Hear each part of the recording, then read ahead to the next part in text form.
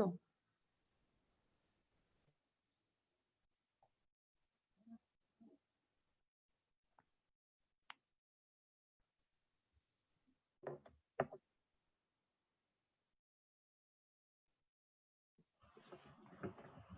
Bien, le damos entonces a todos y a todas la más cordial bienvenida a este encuentro entre la filosofía y la poesía, a este encuentro entre la tradición alemana y el espíritu revolucionario chileno que actualmente estamos viviendo, donde el pueblo se ha alzado y ha salido a las calles. En este momento estamos encerradas y encerrados, pero vamos a volver y vamos a seguir con este temple de ánimo de cambio, de protesta, por exigir derechos y justicia para todos y para todas.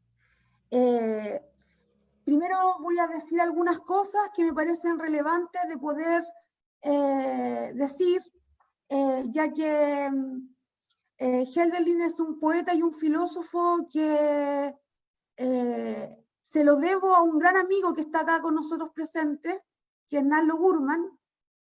Yo hice mi tesis de licenciatura en Hegel, pero había un chico un poco más joven que ahora, que andaba con un texto de las edades del mundo de Schelling y que estaba haciendo su tesis de magíster en ese tiempo de Hölderlin.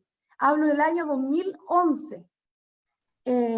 Bueno, y conocer a Hölderlin también me permitió conocer un gran amigo como es Nalo, a quien también le doy la bienvenida, y decir nada más que Hölderlin nos remonta a un tiempo de revoluciones, la Revolución Francesa. Hölderlin tenía 19 años, claro, 1789, 19 años, bien digo, cuando aconteció la Revolución Francesa, que significó a la vez la revuelta de la burguesía en contra de la monarquía. Luego viene el periodo, ¿cierto?, del terror, del directorio, donde según Hegel las cabezas volaban como coliflores.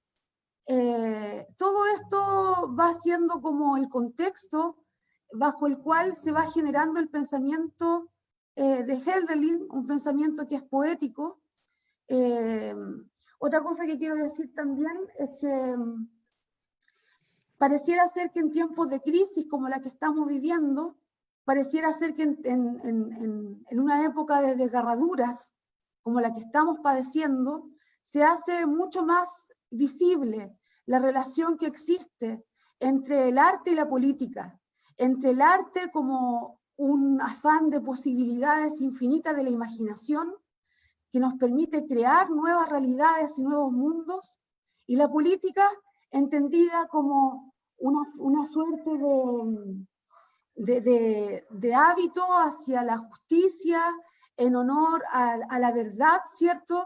En honor a los valores que deberían conformarnos como sociedad.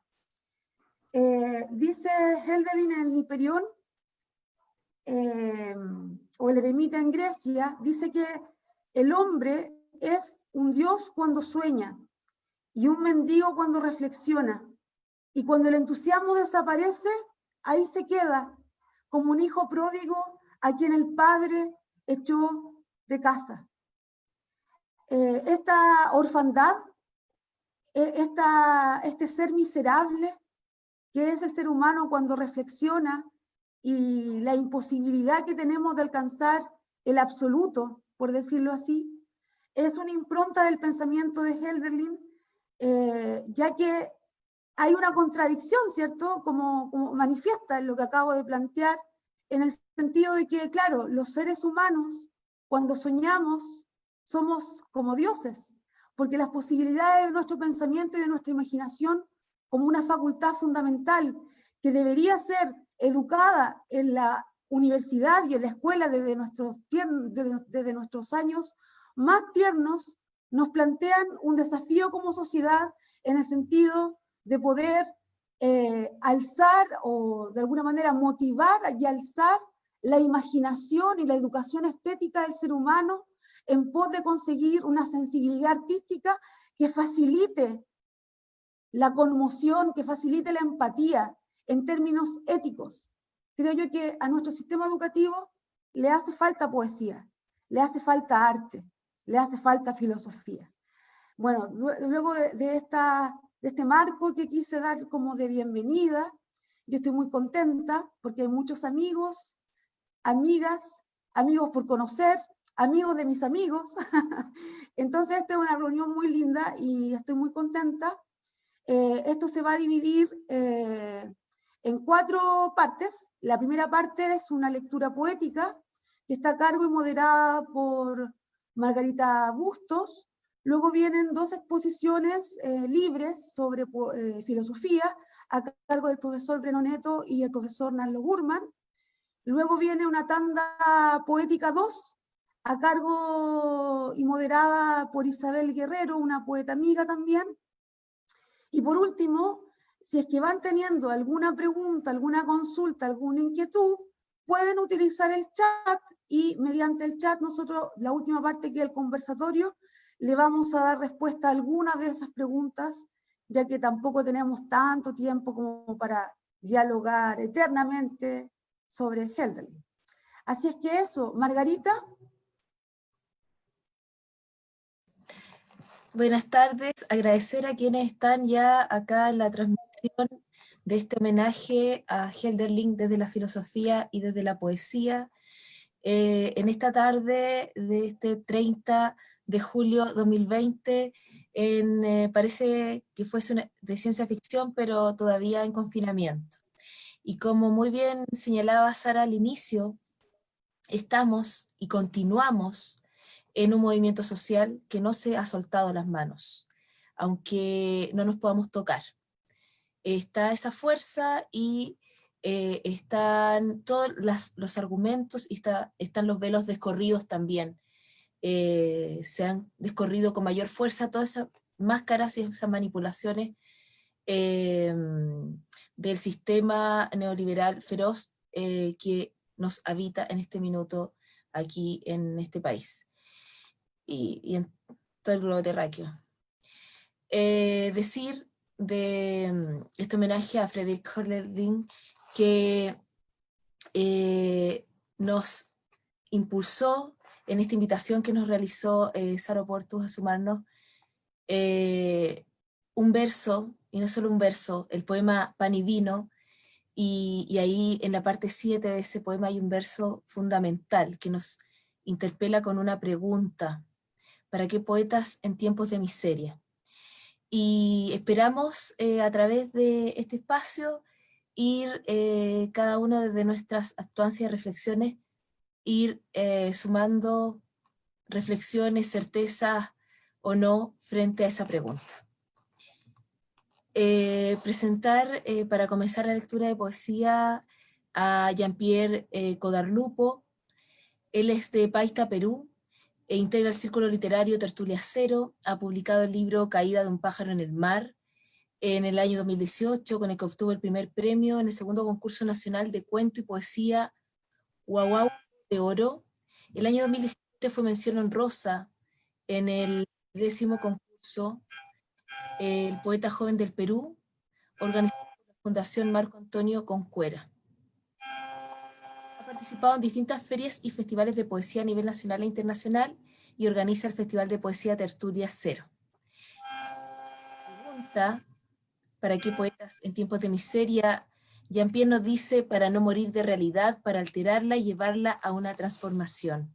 Te escuchamos.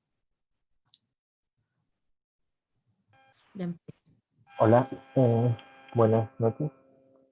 Bueno, quiero agradecer primero la invitación y me parece que estos espacios son muy necesarios, sobre todo en torno a la pregunta que me reúne ahora, ¿no? ¿Para qué poetas en tiempos de miseria?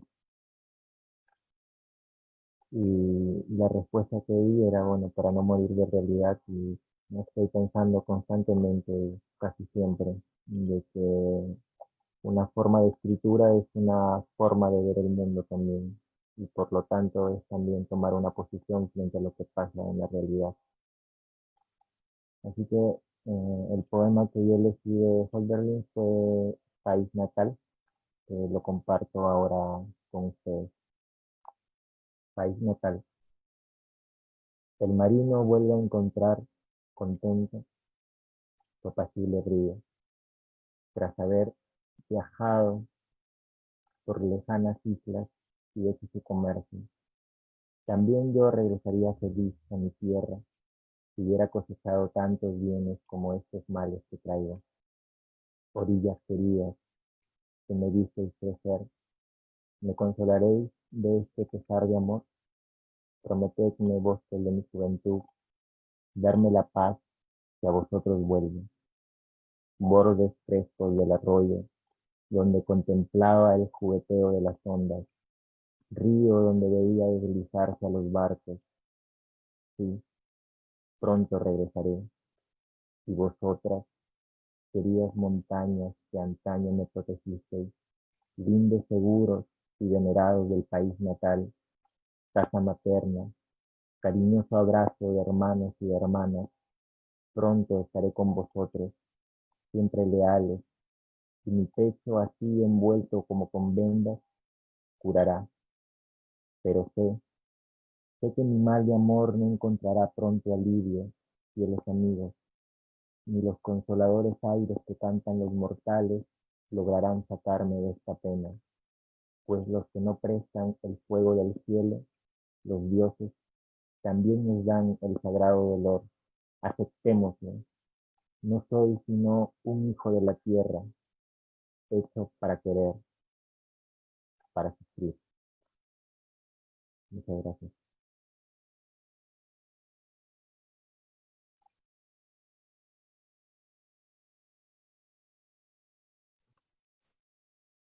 Gracias a ti, Jean-Pierre. Invitar a la poeta María Elena Blanco, quien es poeta y ensayista cubana, nacida en La Habana, estudió licenciatura y posgrado en literatura francesa, latinoamericana y española en la Sorbonne, París y luego en Nueva York. Tiene estudios de semiología en Roland Barthes y sociología de la literatura en la École Pratique de Estudios en París, profesora de literatura y lenguas francesas en la Universidad Católica del Paraíso en 1970-1973. Años maravillosos de la Unidad Popular. Crítica literaria y conferencista en simposios en Europa y América Latina, traductora de Naciones Unidas entre 1983 y 2007. Algunos de sus libros son Posesión por pérdida, Alquímica memoria, Mitologías, El amor incontable, Sobresalto al vacío, y entre muchas otras. Decir que frente a la pregunta retórica que mencionábamos de Hölderlin, nos dice, para defender desde y en la escritura poética, en lugar de libertad y de resistencia al mal, un lugar indemne para las y los que llevan en el corazón la xaris, la gracia de la raíz griega, y la caritas, de caridad, que juntan hacen generosidad, para mantener la medida de lo humano y rechazar la ibris, la soberbia, para asumir el dolor del mundo y guardar el fuego de la esperanza. Te escuchamos, María Elena Blanco.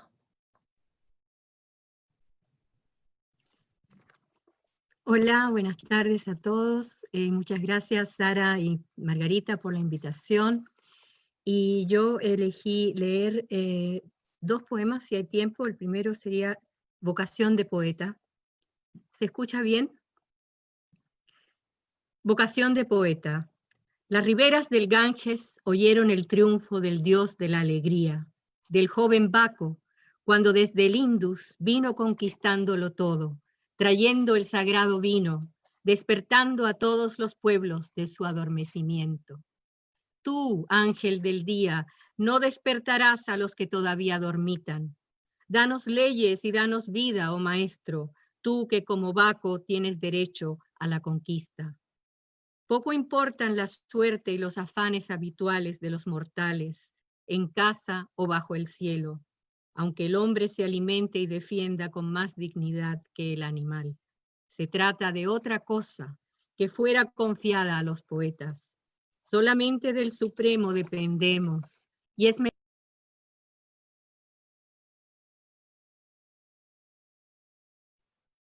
¿El audio de María Elena? Sí, se lo pasó a llevar María Elena. Ahí. ¿Ahí? Sí. ¿Hasta retoma, dónde? por favor. Y es menester que le cantemos siempre nuevos himnos para que el pecho amante lo sienta más cercano. Y sin embargo, de todos vosotros los celestiales, de vosotras, fuentes, riberas, bosques y alturas, donde por vez primera, en días de inolvidable maravilla, apresándonos por los cabellos, se apoderó de nosotros imprevistamente el genio creador y divino. Instantes en que nos quedamos anonadados y nuestros huesos estremeciéronse como tocados por el rayo. De vosotros, los hechos incesantes del vasto mundo, días irresistibles del destino, cuando el Dios ensimismado en sus pensamientos conduce a la meta a sus gigantescos corceles ebrios de furor. De todos vosotros, pues, nada debemos decir, y cuando en nosotros vibra la armonía de un año monótono y tranquilo, solo este canto nos es permitido, cual ocioso y presumido niño que toca jugando la sagrada lira de su maestro. Para eso has escuchado, oh poeta, a los profetas de Oriente, los himnos griegos y más recientemente los truenos. Para esclavizar al espíritu, para desdeñar presuroso los bienes del siglo, para que lo reniegues, lo afrentes y lo trates de loco, para imponerle mercenarios jugueteos e incitarlo al baile como si fuera un animal de circo, hasta que lo exasperen los dardos de la furia, y recordando entonces su origen, lance un grito y el maestro acuda, exánime te deje bajo el fuego de las flechas mortales. Hace ya demasiado que se usa lo divino para toda cosa. Una ingrata y taimada raza abusa de las fuerzas bienhechoras del cielo y cree saber la hora en que el Altísimo predispone el suelo y la luz de los días y el Dios tonante. Y con sus catalejos espían y numeran y ponen nombres a las estrellas del cielo. Mas para que podamos mantenernos, el Padre cubre nuestros ojos con la sagrada noche. Odia la insolencia. Nunca con la violencia se ha conquistado el cielo. Tampoco conviene ser demasiado juicioso. La gratitud llega hasta Dios, pero no puede por sí misma retener su imagen. Para entenderlo, es bueno que un poeta con la gente se asocie. Pero el hombre puede quedarse, cuando es preciso, solo frente a Dios. Su candor lo protege y no necesita armas ni argucias, mientras la ausencia de Dios ayude. Y a continuación quisiera leerles un fragmento de un poema que a veces ha sido atribuido a Weiblinger, pero que empezando por Heidegger y los editores de las obras completas de Hölderlin lo han incluido como de su autoría. En el amable azul, o yo he traducido, esta es mi traducción, en el amable firmamento. En el amable firmamento se abre con su techo metálico el campanario, rodeado de chillidos de golondrinas, envuelto en el más estremecedor azul. El sol desde lo alto colorea sus planchas, mientras que en el viento arriba canturrea quedamente la veleta. Y cuando alguien desciende la escalera desde la campana, parece una vida detenida, pues al verse tan recortada su silueta, resalta la plasticidad del cuerpo humano. Las ventanas desde donde se oyen las campanas son como umbrales de lo bello. Así, al ser parte de la naturaleza, incluso ellas se asemejan a los árboles del bosque. Mas la pureza también es belleza. Del interior de lo diverso surge un espíritu austero. Y por muy simples que sean las imágenes, son tan sagradas que a veces uno teme describirlas. Los celestiales, aunque siempre benévolos, poseen como los ricos todo a la vez, virtud y dicha. Al hombre le está permitido imitarlos. ¿Puede el hombre, si solo es afán la vida, elevar la mirada y decir, así también quiero yo ser? Sí, mientras dure en el corazón la generosidad, la pura, puede el hombre medirse sin desmedro con Dios. ¿Es Dios desconocido? ¿Es manifiesto como el cielo? Esto creo más bien. Esa es del hombre la medida. Pleno de mérito, sí, mas poéticamente habita el hombre en esta tierra. Y no es más pura la sombra de la noche estrellada, si cabe así decirlo, que el hombre, llamado imagen de la divinidad. ¿Hay en la tierra una medida? No la hay. Muchas gracias. Gracias, María Elena. Continuando, y para quienes se suman a la transmisión, decir que estamos en la primera parte de este homenaje a Hölderlin. En la parte de las lecturas poéticas, vamos a presentar a Isabel Guerrero. Nació en Rancagua, es profesora de castellano y filosofía, actualmente directora de revista Mal de Ojo. Publica el poemario Obstinado por editorial E-Lit. 2013, la plaqueta autoeditada Anzuelo y Trazos de una obra por hacer, por editorial Con un Bueno. Coedita la antología Pachamar por la Unión de Pueblos Latinoamericanos junto al poeta César Hidalgo el año 2018, bajo Con un Bueno editorial. Este año publicará su libro Seol bajo este mismo sello. Ha participado en encuentros y festivales literarios nacionales e internacionales. Y frente a la pregunta ¿para qué poetas en tiempos de miseria?, nos dice que poetas en tiempos de miseria como testigos de la desgracia por la memoria, el testimonio lingüístico que trasciende para que no olvidemos, para que nunca más. Te escuchamos, Isabel Guerrero. Muchas gracias, Margarita, Sara y a todos los presentes que en cierta manera estamos también haciendo memoria al recordar a este gran poeta. Más queda todavía algo por decir. Más queda todavía algo por decir, pues casi demasiado súbita vino hasta mí esta felicidad, lo solitario, y yo, sin comprender mi riqueza, me volví hacia una sombra, y ya que a los mortales has enviado para tentarlos una aparición divina, ¿para qué una palabra? Y casi la melancolía mató a mis labios al canto. Sin duda, desde siempre, los poetas han sugerido que ellos fueron quienes arrebataron la fuerza divina, pero nosotros arrebatamos a la desdicha sus despojos para ofrecerlos al Dios de la victoria, el que libera. Por eso nos rodeaste de enigmas. Los dioses radiantes son sagrados, mas cuando los celestiales se muestran diariamente y el milagro se vuelve común, y cuando los titanes se apoderan como raptando de los dones de su madre, uno superior acudiría en su ayuda. El espíritu del siglo. Dios de estos tiempos, bastante has reinado ya sobre mi cabeza, en tu sombría nube, por donde mire todo es violencia y angustia, todo se tambalea y desmorona. Como un niño he bajado a menudo los ojos buscando una cueva donde no me alcances. Qué insensatez creer que hay algún sitio que se te oculte a ti, que lo trastornas todo. Déjame, Padre, mirarte por fin de frente.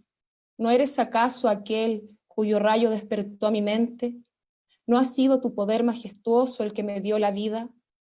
Verdad es que el jugo de las frescas vides nos llena de una fuerza sagrada, y cuando los mortales van silenciosos por el bosque, en el aire suave encuentran un Dios luminoso, pero tú despiertas aún más vivamente el alma pura de los jóvenes, y a los viejos les enseñas artes sutiles.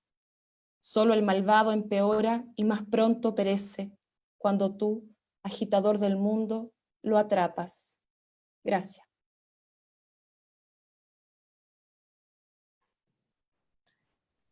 Gracias, Isabel.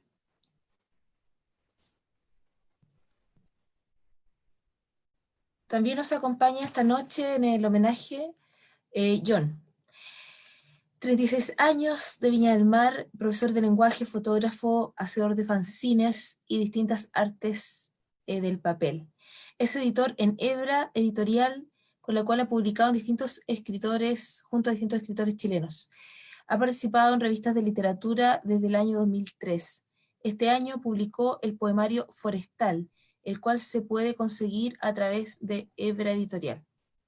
Frente a la pregunta que seguimos comentando y tratando de responder, nos dice que ninguna poesía ha calmado el hambre o remediado una injusticia social, pero su belleza puede ayudar a sobrevivir contra todas las miserias.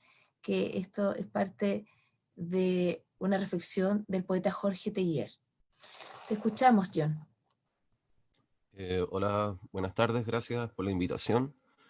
Voy a leer un poema de Hölderlin, El Paseo.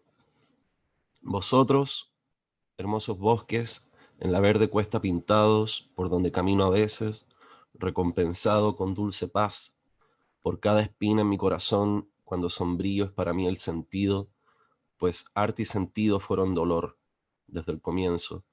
Dulces imágenes del valle, por ejemplo, jardines y árbol, y también el sendero estrecho, el arroyo apenas visible.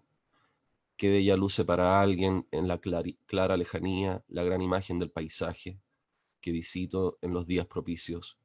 La divinidad amistosa nos escolta primeramente con azul, después con nubes dispuestas, abovedadas y grises, con destellos ardientes, y el pesado ruido del trueno, con el encanto del paisaje, con la belleza derramada y surgida de la fuente muy antigua de la imagen primitiva.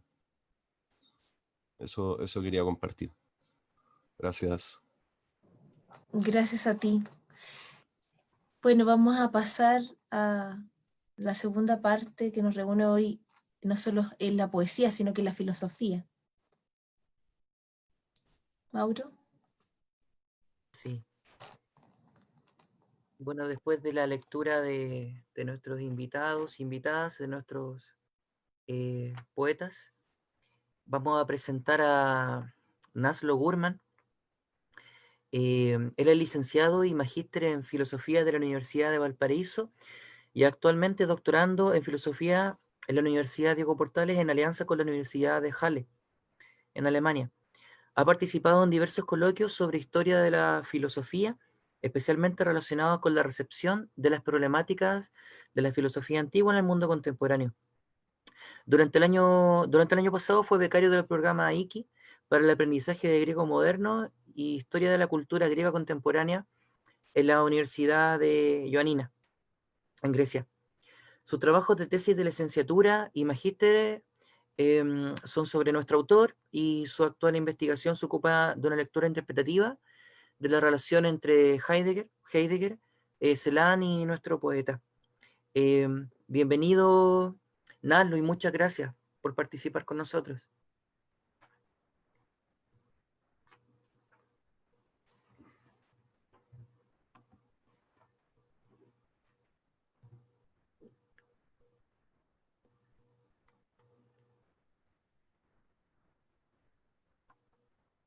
Parece que no puede. Quizás hay que darle. Ahí está. ¿Aló? ¿Se escucha? ¿Aló? ¿Se escucha? Sí, se escucha bien, se escucha perfectamente. ¿Se escucha a todos? Bueno, muchas gracias a la comisión que organizó esta instancia, muy bella instancia en estos momentos. También muchas gracias a los asistentes. Y también un especial agradecimiento a las palabras de inicio de Sara Portus. Un honor, muchas gracias. ¿Se escucha perfecto hasta el momento? Ya, muy bien. Bueno, sin más, doy comienzo a mi ponencia que se llama El puesto o el lugar de Hölderlin en la modernidad. Para comenzar esta exposición, como primer paso, a modo de propedéutica, se hace necesario problematizar el concepto de modernidad. Se podría entender, en un modo histórico, que modernidad es una fase de la humanidad que comienza con, digamos, la caída de Constantinopla, el Renacimiento italiano, el descubrimiento de América, la Reforma Protestante, que pasa por la consolidación del Imperio Español, la guerra de religión en Europa Central, el absolutismo francés, y que finalmente desemboca en la toma de la Bastilla por el pueblo francés.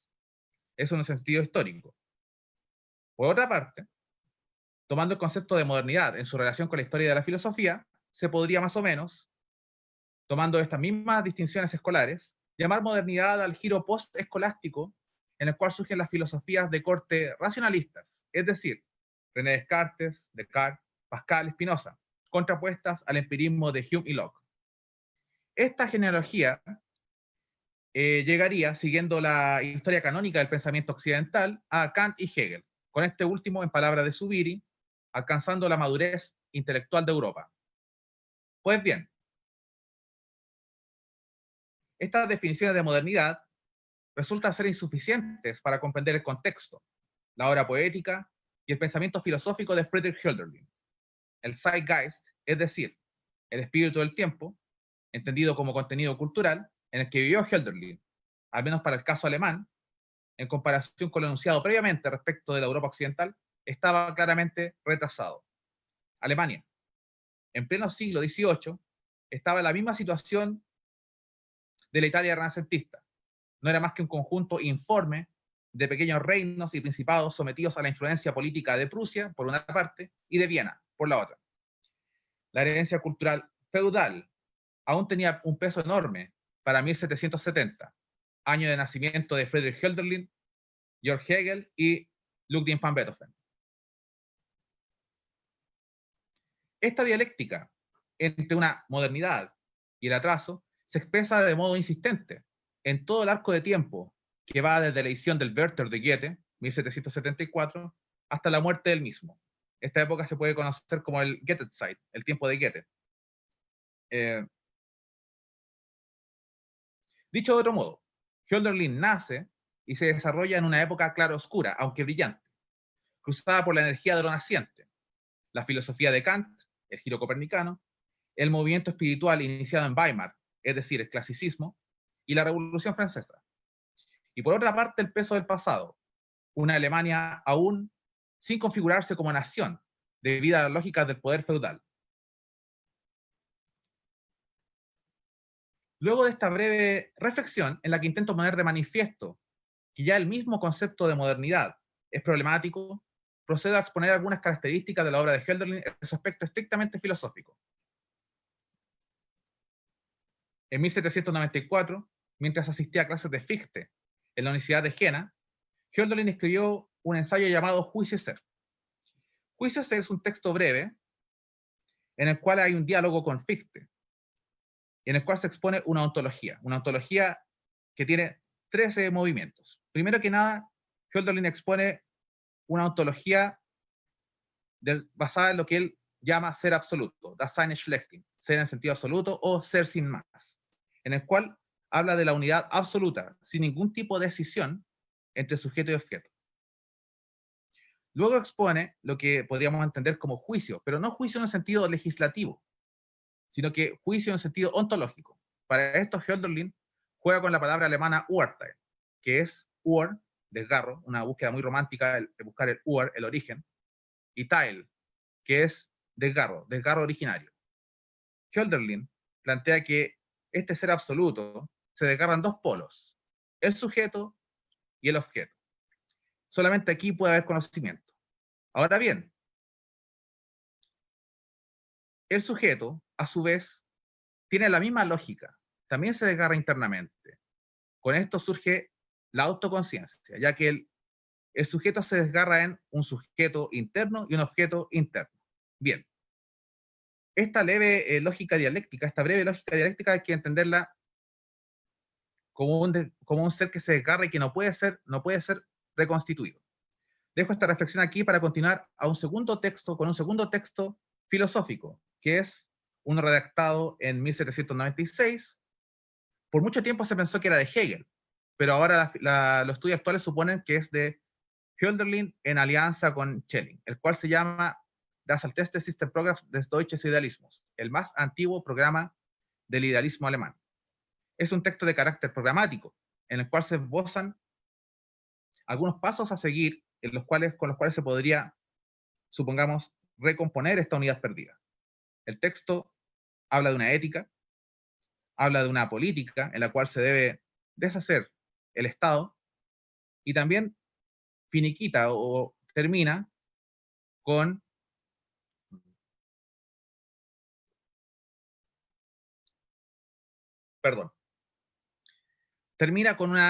el llamado a la creación de una nueva religión, una religión de carácter estético, artístico, en la cual los conceptos teológicos y filosóficos se hagan entendibles para todos, una especie a través del arte, una especie de religión artística. Bien, tenemos estos dos elementos, estos dos textos filosóficos, que hasta el momento suenan bastante abstractos, pero Hölderlin los lleva a, los utiliza como base para su novela Hiperión o el eremita en Grecia. Hiperión es un Bildungsroman, que es un texto de formación de la conciencia, muy común en la época. Ya tenemos el Enrique de Oftendinger de Novalis y tenemos el Virgen Meister de Goethe. Pero también hay previamente algunos, como por ejemplo el Emilio de Rousseau y las Confesiones de San Agustín. Bien, lo interesante de Hiperión es que no es que solamente exponga a través de la poesía, de un lenguaje poético, exponga algunos elementos filosóficos, como esta misma idea del desgarro, que lo lleva al contexto, o lo lleva a la figura ontológica utilizando el griego antiguo, en diafeno en geautó. Lo uno en sí mismo difiere. Sino que lo interesante de Hiperión es que no solamente su contenido filosófico, sino también su forma. La novela Hiperión opera bajo dos líneas de tiempo, en la cual hay una conciencia que observa el devenir de otra conciencia. Bien. Hasta configurar un saber absoluto en la cual la conciencia primera se sabe a sí misma a través de la conciencia segunda en sus distintas interacciones.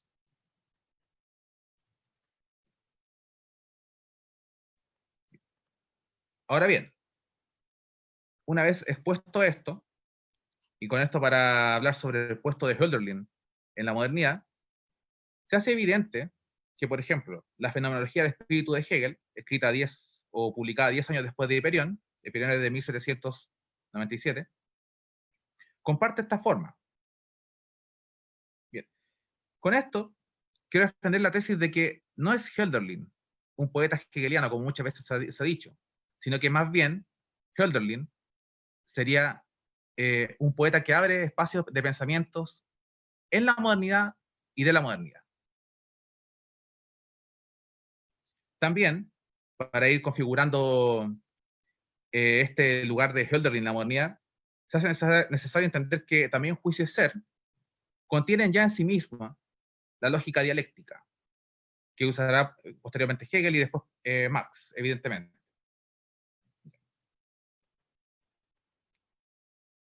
Cerrando el diálogo entre Hölderlin y Hegel, hay que abrir otro espacio. Por ejemplo, la relación que podría haber entre Nietzsche y Hölderlin. Por ejemplo, los conceptos nietzscheanos del primer Nietzsche, del nacimiento de la tragedia, de Apolinio Dionisiaco, ¿cuánta relación tienen, por ejemplo, con la Grecia crepuscular, por una parte, y la Grecia ídnica y luminosa de Hölderlin, que siempre expone en su poética Hölderlin? También, retomando el pensamiento filosófico de juicio y ser, ¿cuánto hay, por ejemplo, de Mainlander y su ontología de la diferencia irreconciliable, es decir, del suicidio de Dios? ¿Cuánto hay del pensamiento de Hölderlin? ¿A qué me refiero con el suicidio de Dios? Mainlander es un pensador que toma la teología católica apostólica romana, en la cual se supone que Dios es sustancia simple.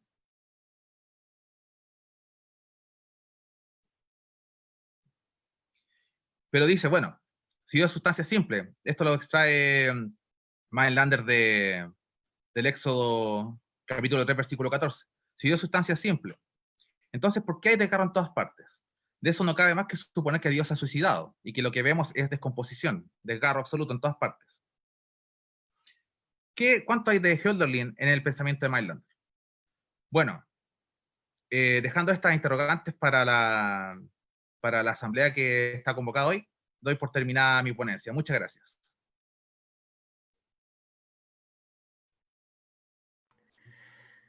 Muchas gracias, Naslo. Tengo que decir que quedé impactado con lo que dijiste. Muchas gracias. Muy potente las reflexiones. Y bueno, ahora nos toca presentar a don Breno Boneto, profesor de Filosofía y Teoría del Arte en la Facultad de Humanidades y de Arquitectura y Artes de la Universidad Austral, doctor en Filosofía por la Universidad de... Aquí me va a tener que ayudar, por favor, con la pronunciación. Bochum, creo que es. Bochum, sí. Gracias. Tiene como línea de investigación Filosofía Contemporánea en Filosofía de la Técnica y Teoría de Medios y Traducción de Textos Filosóficos y Literarios del Romanticismo Alemán Temprano y de Poesía Alemana del siglo XX, Trakl, Rilke, Bachmann. El 2001 editó en la USB Valparaíso una selección antológica de la poesía de nuestro autor titulada Poesía Decisiva, y el 2003 un libro sobre nuestro poeta, muy conocido por todos nosotros, Revolución y Memoria. Muchas gracias, Breno, te escuchamos atentamente. Ya, gracias, Mauro. Agradezco también a Sara y a Margarita y a todos aquellos que están en la organización de la plataforma. Es un súper gesto celebrar la reflexión en torno a Hölderlin. Más allá de la cantidad de años, el tema es la relación para mí que sigue siendo importante entre poesía y pensamiento. Y no voy a leer nada, voy a divagar un poco en lo que a mí me lleva. Agradezco a Naslo que haya hecho el alcance desde Hölderlin mismo, o sea, dándole la importancia en la época, buscando el contexto, situando en el fondo la situación de Hölderlin como pensador moderno. Y quizá ahí es donde hay que poner el énfasis, o sea, Hölderlin es por un lado pensador, está batiéndose en una época donde está la recepción primera de Kant con Fichte y con Schiller, está leyendo a Kant, Goethe está leyendo a Kant, Goethe está allí, vive 80 años y ni siquiera se da cuenta cuando pasa Hölderlin al lado de él, se lo presenta a Schiller y no hay ninguna recepción. Lo mismo sucede, Fichte está viviendo, o sea, Hölderlin vive en la misma casa donde vive Fichte, también conversa con él, entonces él está recibiendo este Zeitgeist que habla Naslo, está recibiendo la filosofía in nuce, como se dice, o sea, ahí está naciendo, discute inmediatamente, y el problema en general es el problema que hay en la filosofía kantiana, o sea, la dureza de esas capacidades, de estas facultades que está separando Kant y en las cuales nosotros no nos quedamos tan contentos, y ahí hay una primera solución que hace Schiller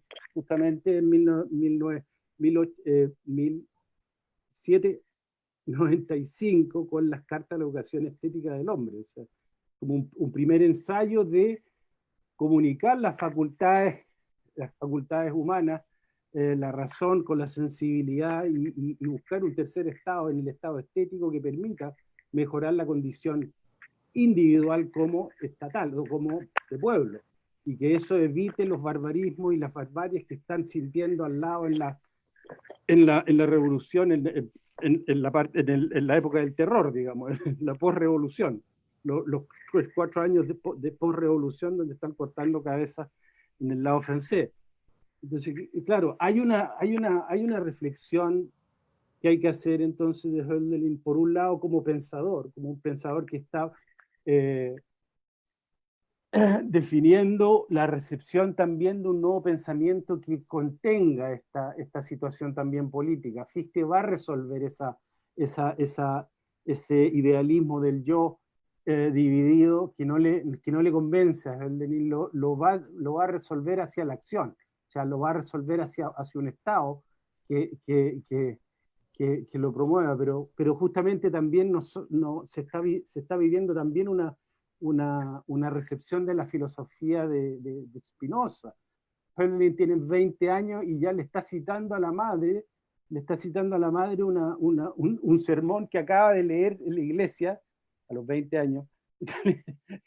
La madre quería que fuera pastor, ¿no? Entonces, está leyendo un sermón donde menciona no es que haya leído, ya está leyendo sobre Spinoza, probablemente, está leyendo sobre Spinoza desde la teología pietista, que está muy fuerte en esa época en su seminario. ¿Ah? Y en esa primera recepción, obviamente que recibe la filosofía de Spinoza como un ateísmo fuerte, que después va a ser al revés, reivindicada en cierto modo en un ablandamiento también de su parte de esa figura muy pietista en la que estaba siendo enseñado en ese estado, digamos, de Baden-Württemberg en el sur de Alemania.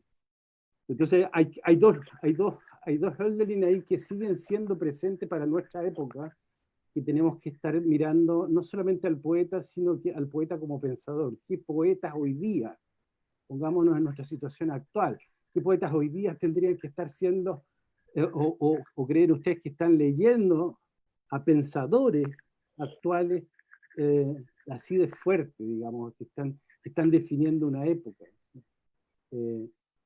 No pensemos en nuestra época, que estamos en una época con un umbral de crisis obviamente muy fuerte, pero imaginémonos en ese estadio, digamos, de una época donde lo político, y ahí es donde hay que madurar también la idea de la literatura europea de esta época, del siglo XVIII, donde está gestándose este Bildungsroman, esta novela de formación, ¿no? Es una novela de educación propiamente tal de la conciencia humana hacia una madurez racional, de todos modos llevada de una modernidad que está avanzando en este racionalismo que está educando. Y ese es un racionalismo que tiene que estar reconciliándose también o rehabilitándose también con la situación de lo sensible, con lo sensible en la estética, con lo sensible también de nuestras pasiones, ¿no? Entonces, no podemos dejar que la revolución sea puro patos, digamos, puro patos, pero sí lo que hace la filosofía como la poesía de Hölderlin es levantar también esto que va a recoger también, lo dijo también Nietzsche de Hölderlin, esta situación de enfatizar lo trágico, enfatizar algo que no es lo griego que propiamente llega de la tradición en Winkelmann, este historiador del arte, o en Schiller como esta cosa apolínea meramente de la historia de las estatuas, etcétera, etcétera, sino que ahí también está el devenir, está Empédocles, la muerte de Empédocles, o sea, está lo trágico como una cara también negativa que hay que integrar al pensamiento de Hölderlin, y que Hölderlin lo integra justamente en tratar de superar en el pensamiento también, mediante la intuición intelectual, tratar de superar esa escisión del conocimiento, escisión del yo humano, siempre como un sujeto que se está mirando en una autoconciencia que lo ve siempre dividido, ¿ah? Porque si no me veo entero. Entonces, pero ese sujeto se tiene que poder intuir en un momento dado, en una unidad del todo. Y en esas figuras del Kant Pai que reflexiona, y en la figura del entodiáferon auto también está esa idea de ver la diferencia, y es lo que atrae a Hegel también hacia Hölderlin. O sea, porque ¿por qué podemos decir que, claro, Hegel, Schelling y Hölderlin configuraban una cofradía de pensadores en esa época, pero eran amigos? ¿Eran del todo amigos? ¿Con quién se escribía más? En toda la correspondencia de Hölderlin aparecen, son muchas cartas a la madre, por supuesto, pero aparecen muchas cartas a toda su a toda su contemporaneidad de poetas, ¿no? Hölderlin era un admirador absoluto de Schiller. No quedaba con la solución de Schiller porque obviamente él buscaba una solución distinta sobre el pensamiento trágico. Entonces la situación de Hölderlin en el tema estético no era el mismo, ¿no? Y no obstante, Hölderlin está discutiendo, polemizando con el pensador y el dramaturgo, ¿no? Está peleando la solución de la identidad del ser humano en ese yo positivo de Fichte, pero también por otro lado está configurando también su diatriba con la situación poética de la época, o sea, y la época está allí en Viena con Schiller, y Schiller tenía una respuesta sobre y eso era lo que atraía a Hölderlin, ¿no? Sobre la recepción de la tragedia,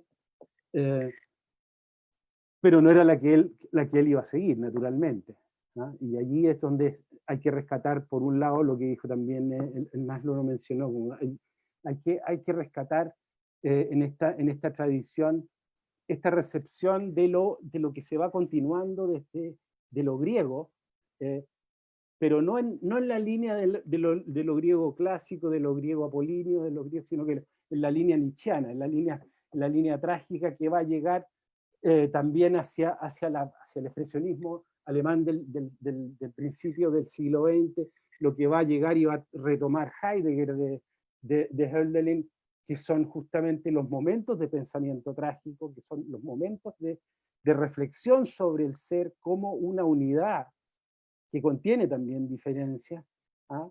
Y que es una unidad que se manifiesta, y en esas manifestaciones donde se divide, ¿ah? Y ahí tendríamos la misma posición de Heidegger con la presencia de lo presente, ¿no? El cómo se presenta lo presente.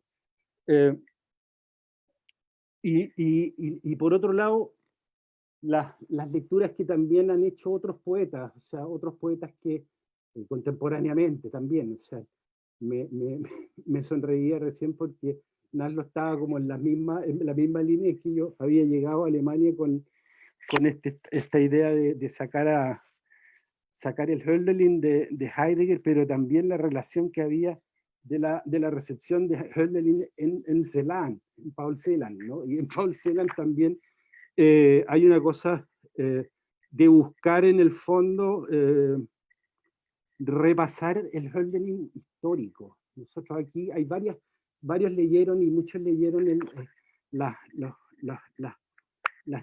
los poemas muy típicos de él que hablan de la divinidad, ¿no?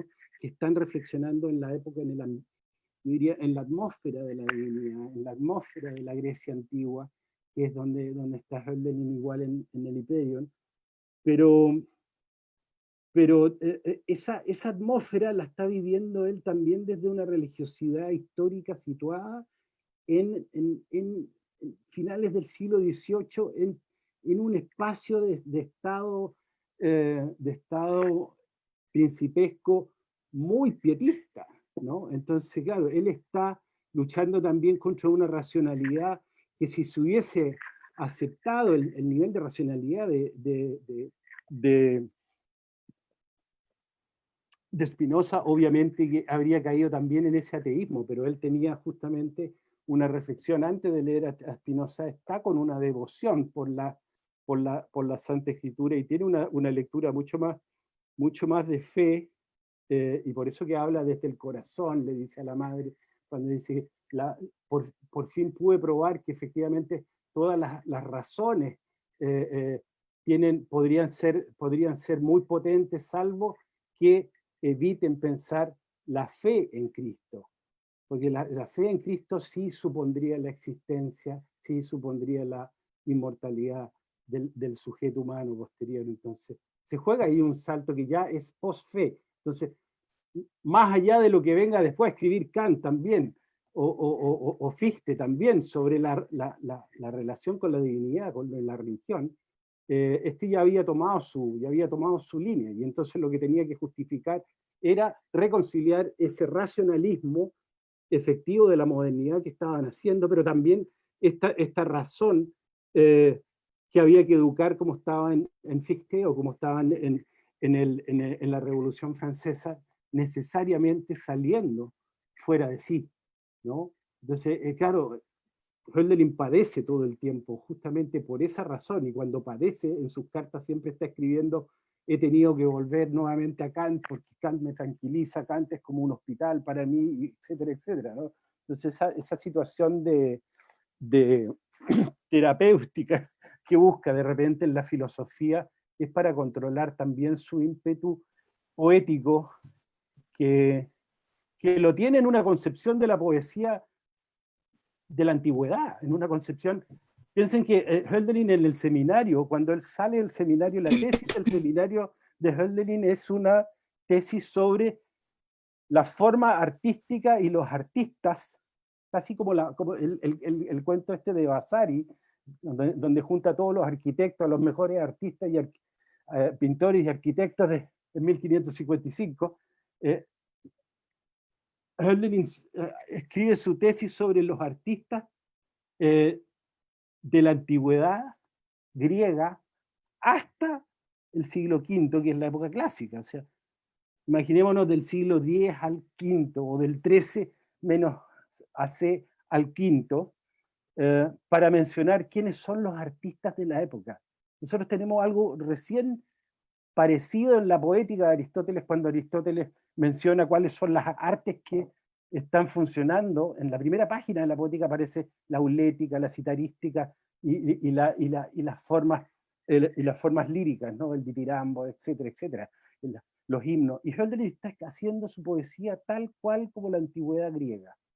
¿Ah?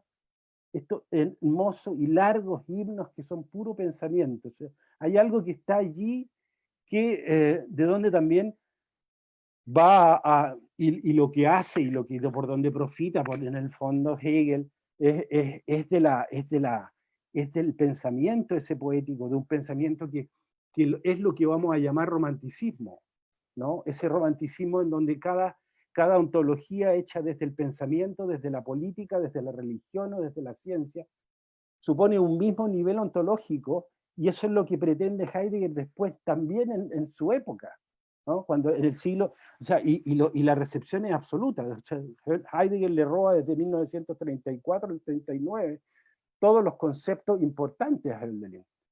Está haciendo la filosofía con eso, ¿no? Y con los conceptos cristianos también ad hoc, ¿no? O sea, conceptos del concepto de la tiflis, la betrangis, que es como el acoso, ese asedio que tiene el cristiano primitivo por la venida o no venida del Señor, etcétera, etcétera. O sea, hay un tema religioso potente que está en determinados pensadores, siempre presente, y recordando a Pepe Jara. Pepe Jara siempre me preguntaba, pero no le huele siempre un tufillo religioso a Heidegger.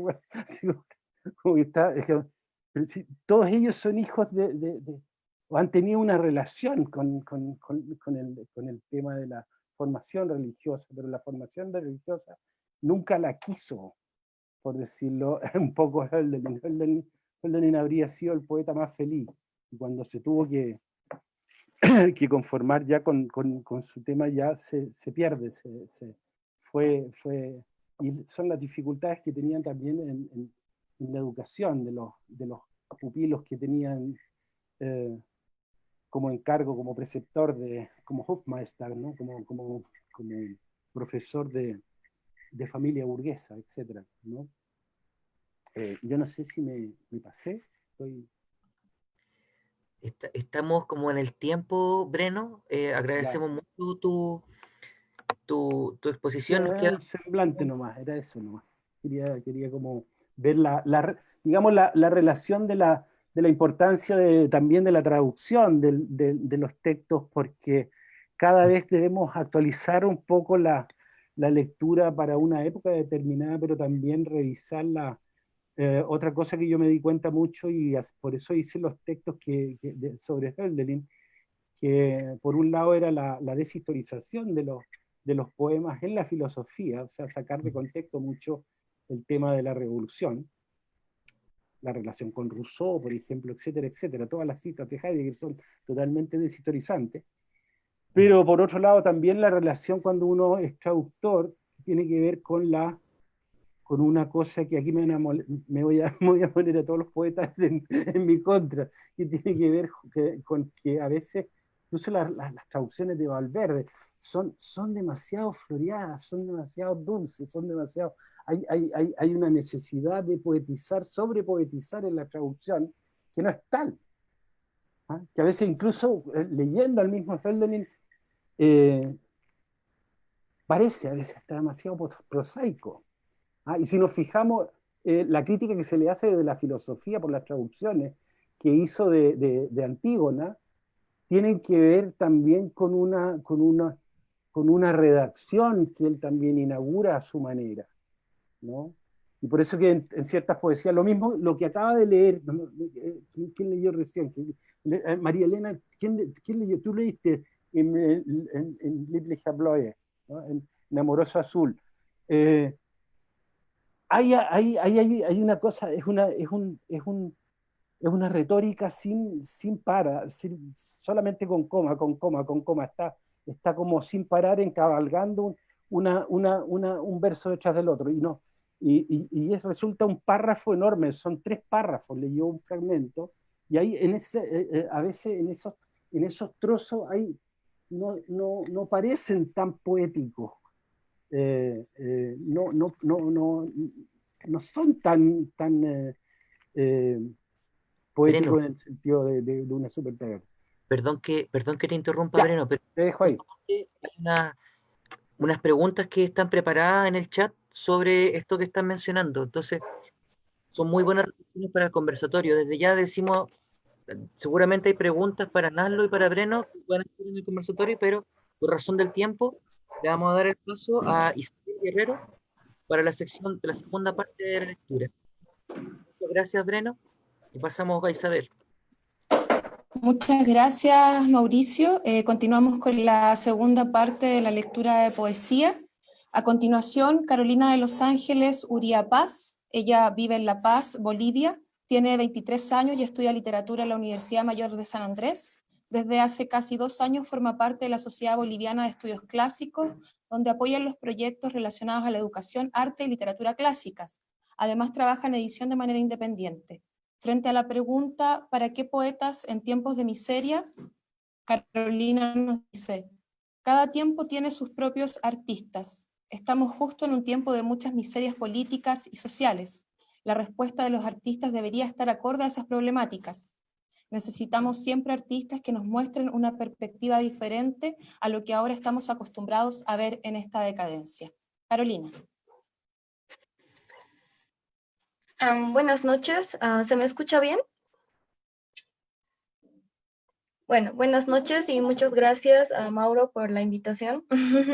Yo escogí leer el poema que se titula Curso de la Vida, pertenece al libro Odas. Yo les voy a leer de la editorial Poesía Hiperión y está traducido, ya que hablábamos de la traducción, por Tsaro Santoro. Curso de la vida. También tú querías llegar más alto, pero el amor nos fuerza a bajar a todos, y el dolor nos dobla con mayor ímpetu, mas no torna en vano nuestro arco al punto en que partió. Arriba o abajo, ¿acaso no rige en la sagrada noche, en la que la naturaleza imagina en silencio días venideros, incluso en el orco más oblicuo, no rige un grado, una ley? Lo sé por propia experiencia, pues jamás vosotros, los celestiales, mantenedores de todo, me habéis conducido como hacen los maestros mortales, con cuidado por caminos llanos. Pruébelo todo el hombre, dicen los celestiales, para que, poderosamente nutrido, aprenda a agradecerlo todo y comprenda la libertad de partir hacia donde quiera.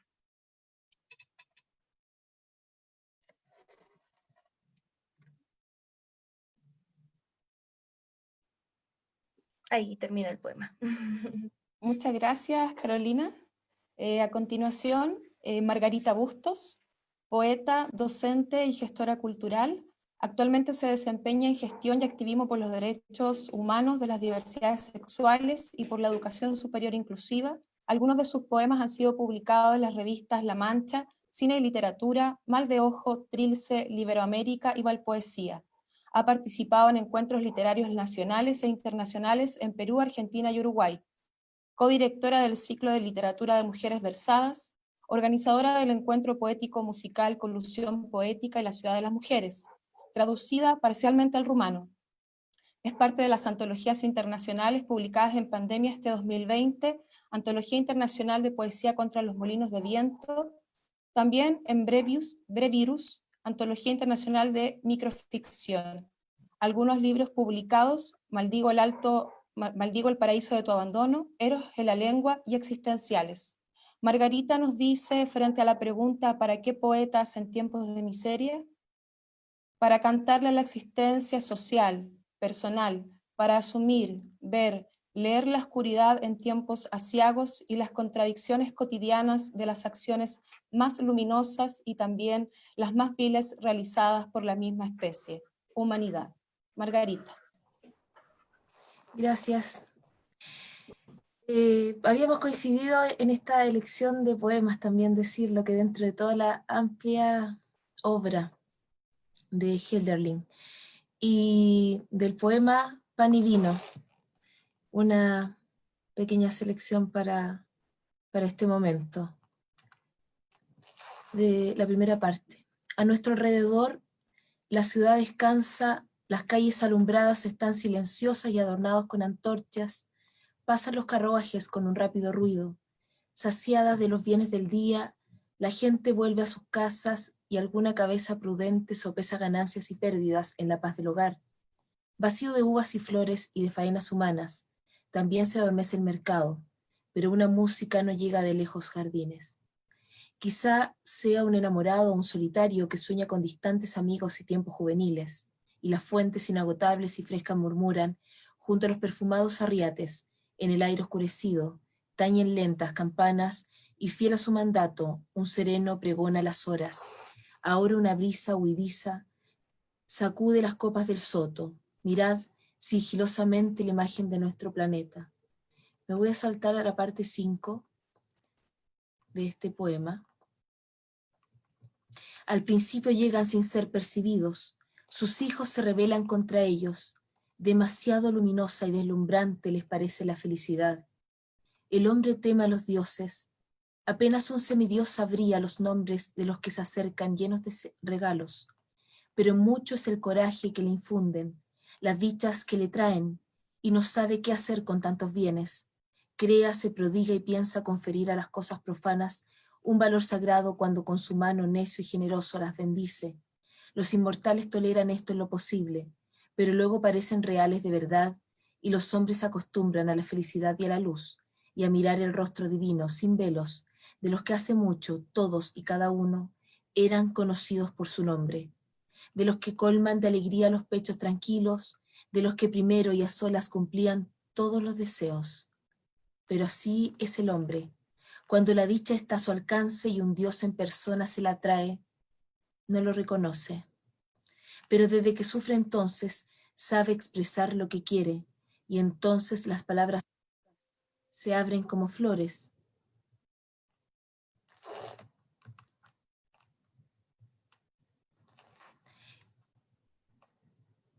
Y un par de versos de la parte 7 de Pan y Vino,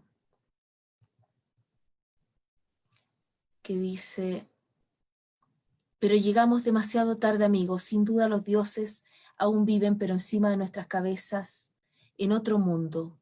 Allá obran sin cesar, sin ocuparse de nuestra suerte, tanto nos cuidan los inmortales, pues a menudo un frágil navío no puede contenerlos, y el hombre no soporta más que por instantes la plenitud divina. Me salto hacia el final. Y en constante espera, ¿qué hacer hasta ese día futuro? ¿Qué decir? No lo sé.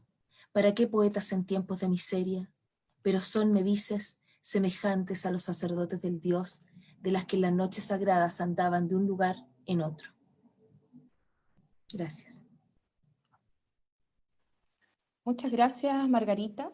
A continuación, Sara Oportus, casi poeta, casi actriz, posiblemente filósofa, necesariamente escribiente y mujer. En Angol, donde nació desde pequeña, declamaba poemas y bailaba danza clásica en los actos matinales de las escuelas.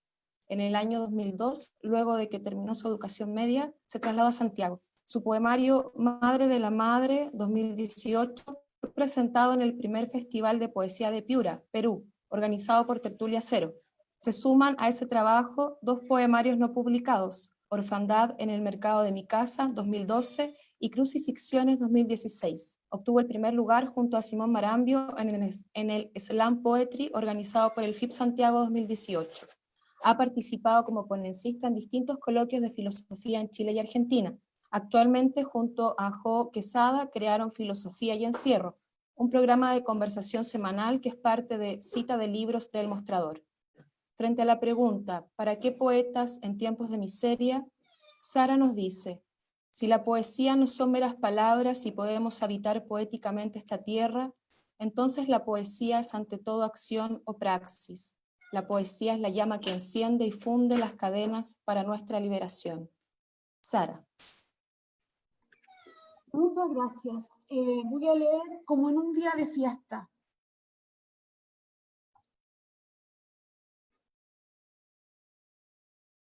Como en un día de fiesta el campesino sale desde el alba a recorrer el campo. Tras la tórrida noche en que los relámpagos caían incesantes trayendo la frescura. Y a lo lejos aún retumba el trueno. Y el río vuelve a su cauce, y el suelo, ya refrescado, ya verdea, y en los pámpanos gotea la lluvia, bienhechora del cielo, y los árboles del huerto brillan bajo un sol apacible. Así os veo, un clima favorable a vosotros, que no fuisteis educados por un solo maestro, sino por maravillosa y potente presencia de la naturaleza, bella, divinamente, con sus dulces abrazos. Por eso, durante las estaciones en que parece dormir en el cielo, o entre las plantas, o en los pueblos, la cara de los poetas también se entristece. Los que parecen abandonados están siempre presentados en el futuro, pues ella misma duerme con presentimientos. Pero ahora despunta el día, lo esperaba y lo vi llegar. Que esta visión sagrada inspire mi verbo, pues la naturaleza, más antigua aún que las edades y más grande que los dioses de Oriente y de Occidente, ahora se despierta con un fragor de armas y de lo alto del éter al abismo, conforme a las leyes fijas, como antaño nacido del caos sagrado. El entusiasmo creador siente y vuelve a nacer, y así como un fuego brilla en la mirada del hombre que ha concebido un gran proyecto, así este signo nuevo en las hazañas del mundo hoy enciende una llama en el alma del poeta. Y las cosas que antes sucedieron, cuyo sentido apenas adivinábamos, recién ahora quedan reveladas. Y las que labraban nuestros campos, sonrientes y con apariencia de esclavo, ahora reconocemos a las vivificantes fuerzas de los dioses. ¿Preguntas tú por ellas? El espíritu sopla. En el canto nacido del sol del día y de la tierra envidiada. Tere, disculpa que te interrumpa, pero perdimos el audio. Ah, Tu teclado. mi teclado. ¿Y dónde habré quedado? Bueno, Es que estáis tapando el micrófono probablemente. Exactamente. sí, ya. Mira, ¿Listo? retoma un poquito atrás o como te sientas Ya, cómodo. ya. Estaba totalmente inspirada por el verbo de los dioses. Por eso no te queríamos interrumpir. Ya, lo voy a leer así de ladito, es que mi computador, mala cosa, ya. Pero ahora despunta el día. Lo esperaba y lo vi llegar. Que esta visión sagrada inspire mi verbo, pues la naturaleza, más antigua aún que las edades y más grande que los dioses de Oriente y Occidente, ahora se despierta con un fragor de armas y de lo alto del éter al abismo, conforme a las leyes fijas, como antaño nacido del caos sagrado. El entusiasmo creador siente que vuelve a nacer, y así como un fuego brilla en la mirada del hombre que ha concebido un gran proyecto, así este signo nuevo y las hazañas del mundo hoy encienden una llama en el alma del poeta, y las cosas que antes sucedieron, cuyo sentido apenas adivinábamos, recién ahora quedan reveladas, y en las que labraban nuestros campos sonrientes y con apariencia de esclavo, ahora reconocemos a las vivificantes fuerzas de los dioses. ¿Preguntas tú por ellas? Su espíritu sopla en el canto nacido del sol, del día y de la tierra entibiada, de las borrascas del aire y de otras borrascas preparadas en las profundidades del tiempo, más llenas de sentido y más accesibles, pasando entre cielo y tierra, entre los pueblos. Los pensamientos del espíritu común a todos maduran silenciosos en el alma del poeta, que acostumbrada desde antiguo a lo infinito, se estremece con ese recuerdo y logra, inflamada por el rayo celeste, el fruto nacido en el amor, obra de los dioses y de los hombres. El canto, testimonio de unos y otros. Así, según refieren los poetas, cayó el rayo de la casa de Semele cuando quiso ver al Dios con sus propios ojos, y entonces, divinamente herido, parió el sagrado Baco, fruto de la tormenta.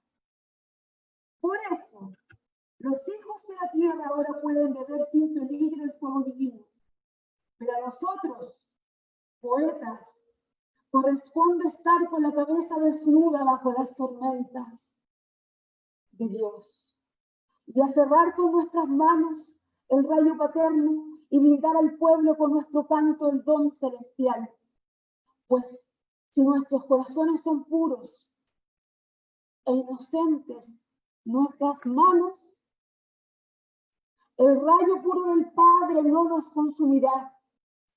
Y hondamente conmovido y participando en los sufrimientos de un Dios, nuestro corazón eterno resistirá con firmeza. Muchas gracias y disculpen lo del audio, pero no me di cuenta. Muchas gracias, Sara.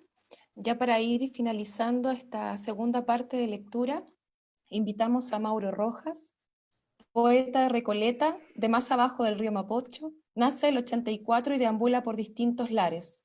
Profesor de lenguaje y músico autodidacta, ha publicado Háblame con los fantasmas de Isidora Cartonera y ha aparecido en revistas y antologías. En la música ha participado en los proyectos El Etéreos y Voto de Pobreza.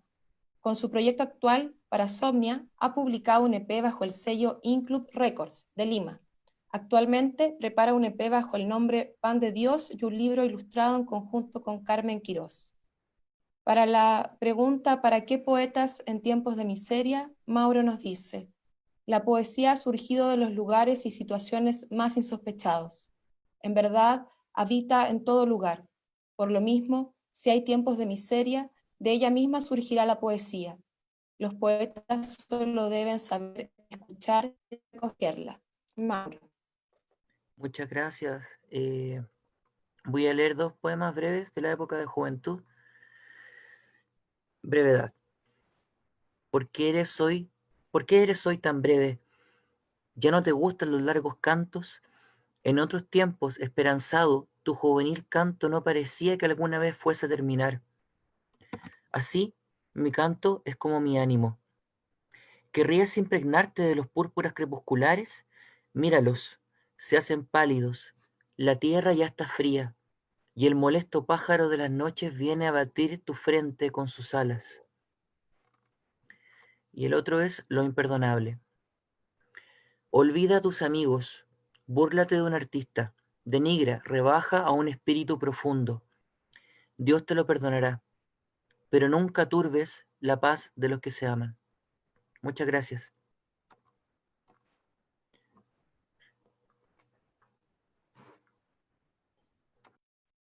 Bueno, estaríamos entonces con esta última ronda de poesía. Sí, mi audio, espérate.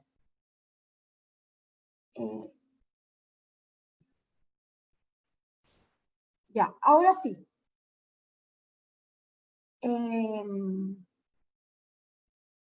Es que les cuento que me compré un computador por internet y entonces el audio, uno tapa aquí, el micrófono viene como acá mismo, uno pone la manito acá y se tapa el audio.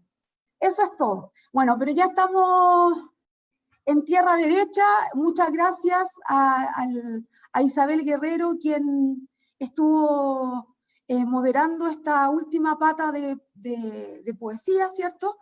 Ahora entonces vamos a darle paso a algunas preguntas de los y las asistentes. Tenemos algunas, tenemos aproximadamente 20 minutos para darle respuesta a alguna de las preguntas, así es que vamos a partir por la primera. Jorge Polanco, desde Valdivia, igual que el profesor Breno Neto están en Valdivia, ¿o no? Sí, me parece que sí. Pregunta a Breno, dice, ¿cómo fue la experiencia en la traducción de Hölderlin? Chuta. Tendría que, no puedo decirlo en términos de dificultad de esto, sino tengo que decir cómo uno se acerca al poema en el fondo. Porque gran parte de la poesía traducida de Hölderlin viene como en contestación al maltrato que hace Heidegger de Hölderlin. Entonces yo tengo que recuperar los textos completos, no las estrofas que traduce Heidegger para su filosofía del ser. Entonces te das cuenta que elige lo que le conviene, ¿no? Y entonces te das cuenta que el tema a veces es muy contrapuesto, sobre todo cuando Heidegger recoge estrofas de Rousseau, el poema de Rousseau, y lo descontextualiza totalmente del periodo histórico. Entonces no se puede hacer eso, no se puede hacer eso. ¿Qué pasa cuando uno lo traduce literalmente nomás, o cuando uno lo está solamente resolviendo de un modo para entender el sentido nada más? En eso yo ya me puse en Alemania a leer también, buscando poesía, la poesía completa de Hölderlin. Me puse también a leer el Hiperión por primera vez en alemán, ¿no? Y uno se va induciendo. De hecho, tengo las traducciones de las lecciones de Hegel, de estética, entonces, también traducida. Entonces uno se va metiendo en un alemán del siglo XIX, que es bastante particular, ¿no? Por eso decía lo que decía antes respecto de que a veces hay cosas que son como muy, muy prosaicas, y que los traductores están tratando de embellecer palabras que no son tan bellas a veces, ¿no? Y en ese punto uno va recogiendo a veces un modo, una sensibilidad en la traducción, ¿no? Bruno Cunio trató muy bien la traducción de ese libro de Hölderlin, Revolución y Memoria, y yo creo que se pasó de la raya. Eso. Bien, atendiendo a una pregunta de Laura Peña, muchas gracias, Breno, por tu respuesta. Sé que es complicado igual porque amplia la pregunta también. Laura pregunta, ¿por qué se le atribuyó a otros parte del pensamiento de Hölderlin? ¿Por qué esto de que como que Hegel eclipsa o Schelling eclipsa a Hölderlin? ¿Por qué? Pregunta Laura Peña desde Uruguay. ¿Quién puede responder? Incluso puede responder María Elena, puede responder algún poeta, o sea, esto es libre, es un diálogo donde circulen ideas libremente. ¿Yo? ¿Puede ser? ¿Se escucha? Sí. Dale, Ignacio, dale. Bueno, Hölderlin tuvo una vida un poco difícil, borrascosa, y fue perdiendo la razón lentamente a partir de un viaje a Francia en 1802, a Burdeos. Fue a pie y volvió a pie. Y volvió un poco, como él mismo lo dice en una carta a Behlendorf, creo que volví tocado por Apolo, es decir, ya volví con algunos problemas. Y lentamente va perdiendo la razón, digamos, y termina recluido en la famosa torre de Tubinga en el 1806. Bueno, su obra lentamente en la época fue cayendo en el olvido. Lo valoraban los hermanos Schlegel, pero Hegel después un poco se desentendió de Hölderlin, Schelling también. Y quizás esta fama de poeta un poco que se volvió loco, o en la época se consideraba un poeta pálido, aunque extrañamente lo consideraba un poeta que tiene una fuerza poética, una impronta poética, que es como un verdadero relámpago cuando uno lee a Hölderlin. Es impresionante la fuerza que tiene. En la época lo consideraban un poeta pálido. Otra cosa, los textos filosóficos, el más antiguo programa de idealismo alemán, se perdieron, reaparecieron en el siglo XX. Entonces, recién en el siglo XX, no sé, con el círculo de Stefan Georg, comienza a resurgir con el mismo Heidegger, que a todo este método de Heidegger se justifica y dice, bueno, yo extraigo el contenido existencial de los versos que me gustan. Dice algo por ahí. En la época no fue entendido Hölderlin. Se consideró más a Novalis, quizás, o también nunca contó con el beneplácito del señor Johann Wolfgang Goethe. Bien, no lo consideró. De hecho, hay pasajes en los cuales se piensa que, o sea, se ha dicho que Goethe se reía de las traducciones que hizo Hölderlin de Píndaro y de Sófocles. Estas son las razones. Quizás no, como dice Ernest Junger, que un espíritu exceso coincida con el espíritu de su época es una situación extraña. Más bien, Hölderlin sería un poeta evidentemente introspectivo. Eso puedo decir por ahora. Bien, muchas gracias. Yo tengo una pregunta, pero para María Elena, como traductora también, María Elena, quizá es un poco más general la pregunta, pero como tú a la vez eres poeta, y no quiero desmerecer con esto al profesor Breno, para nada, simplemente yo creo que hay como, es que claro, yo creo que hay un acercamiento distinto a la traducción. Entonces me gustaría saber cuál ha sido tu experiencia traduciendo a Hölderlin, pero también otros poetas, otros autores. Hola, mira, empiezo por decir que yo no soy traductora de Hölderlin. He traducido este poema y este fragmento que leí anteriormente, lo vengo traduciendo desde hace mucho tiempo y lo vengo cambiando y estudiando y revisando porque es un texto que me gusta mucho, pero no me satisface, no me ha satisfecho ninguna de las traducciones que he leído, nunca. Y ahora lo volví a mirar y estoy de acuerdo con el profesor Oneto en que efectivamente la mayoría de las traducciones de Hölderlin quieren ser demasiado poéticas cuando en realidad no lo son en el original. Y, por ejemplo, en este fragmento que yo leí, las traducciones que vi tenían una serie de, por un lado, problemas de traducción demasiado literal, cuando, digamos, hay otras posibilidades, y nuestro idioma es muy rico, y no hay que utilizar el término que es el primero que da el diccionario, por ejemplo, sino que hay que verlo un poco dentro del contexto. ¿Ah? Y por otra parte, el otro problema que veo es que las traducciones que he visto, digamos, en general no son muy idiomáticas. Se dice la cosa como se dice en alemán, pero resulta que en español no se dicen las cosas de la misma manera. Y hay que traducir teniendo en cuenta el espíritu del idioma al que uno traduce. Entonces, por eso en este poema, es decir, hay que ver realmente cuál es el sentido, que es el sentido del texto original, y tratar de traspasarlo al español de forma fidedigna, fiel, pero sin, es decir, utilizando los recursos de nuestro idioma. Entonces esos son, yo he traducido a otros poetas, pocos, un par de otros poetas del alemán. No es mi especialidad primera la traducción del alemán, traduzco más del francés y del inglés, pero como he vivido en Austria, en Viena, durante más de 30 años, pues he entrado en contacto con la poesía en idioma alemán, y con muchos poetas austríacos que han sido amigos y con los cuales he tenido un fructífero intercambio al traducir sus poemas, que ellos me han ayudado mucho.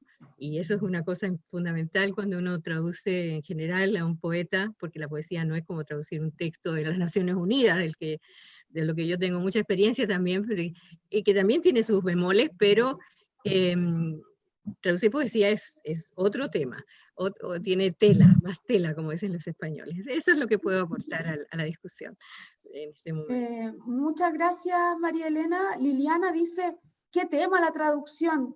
¿Podríamos decir que una traducción es una reescritura? Cualquiera de los dos que son... Es y no es una reescritura. Es decir, es una reescritura, pero respetando el texto original. Es una reescritura puesto que lo estás escribiendo en otro idioma.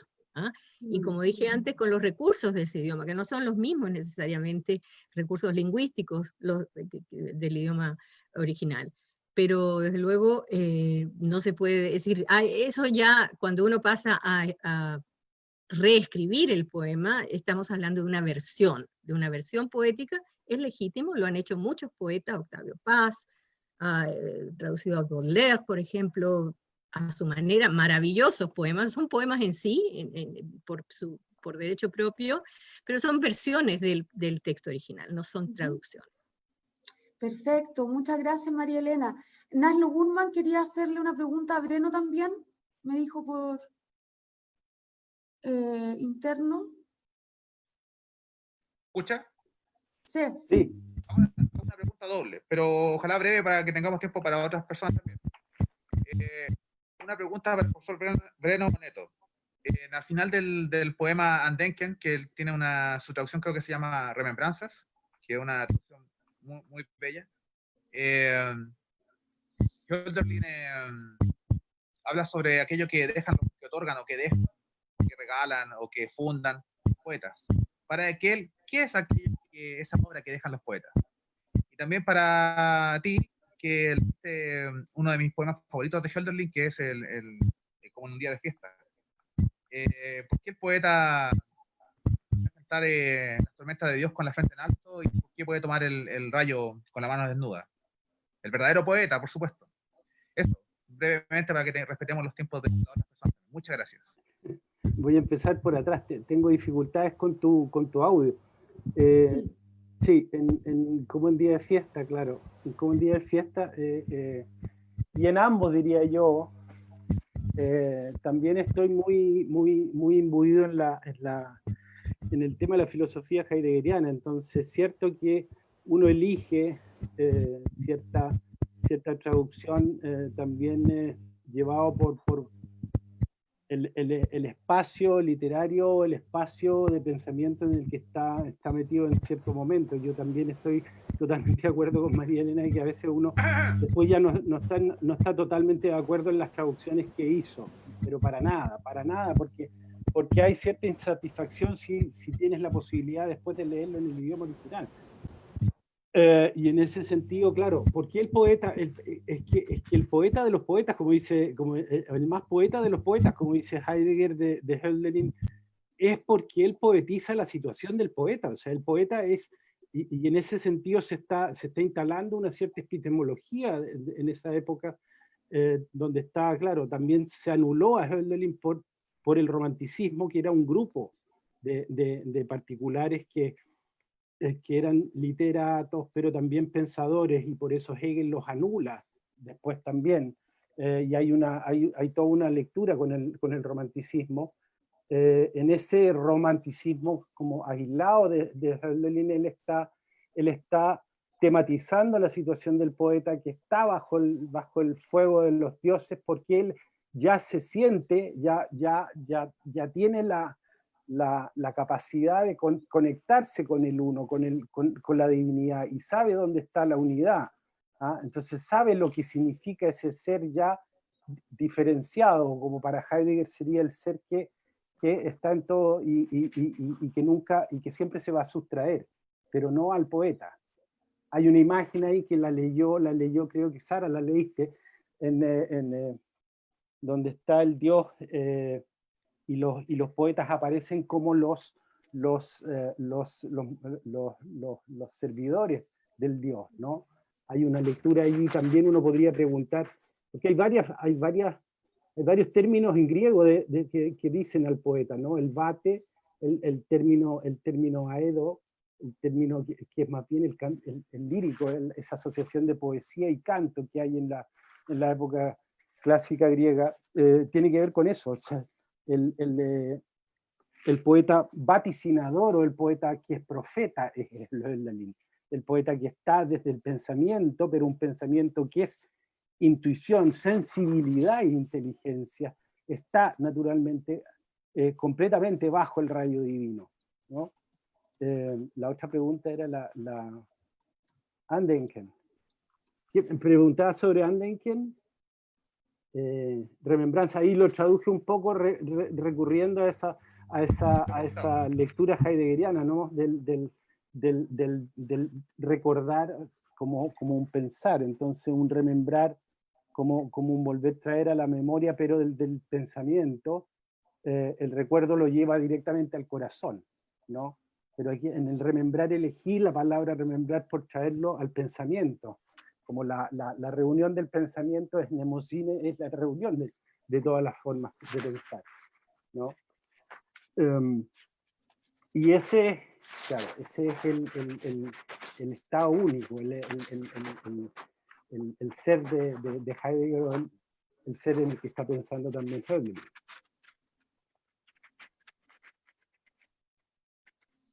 Perfecto. Muchas gracias. Le damos entonces ahora a la pregunta de Alex Cárdenas, quien envía muchos saludos al profesor Renato, quien me hizo clase en Valdivia. En Valdivia le hizo clase, creo tú, Breno, le hiciste clase a Alex Cárdenas. ¿Dónde está Alex? Alex. Asoma. Claro. Dice así, dice, Hölderlin en el himno Mnemosine dice, somos un signo por interpretar. Heidegger se refiere a esto en qué significa pensar, en el sentido del recuerdo, lo cual tiene mucho sentido para el contexto de este homenaje. En ese sentido, ¿qué posibilidades interpretativas caen en nuestro tiempo de que todavía seamos un signo por interpretar? Eso pregunta desde Puerto Octay el profesor Alex Cárdenas.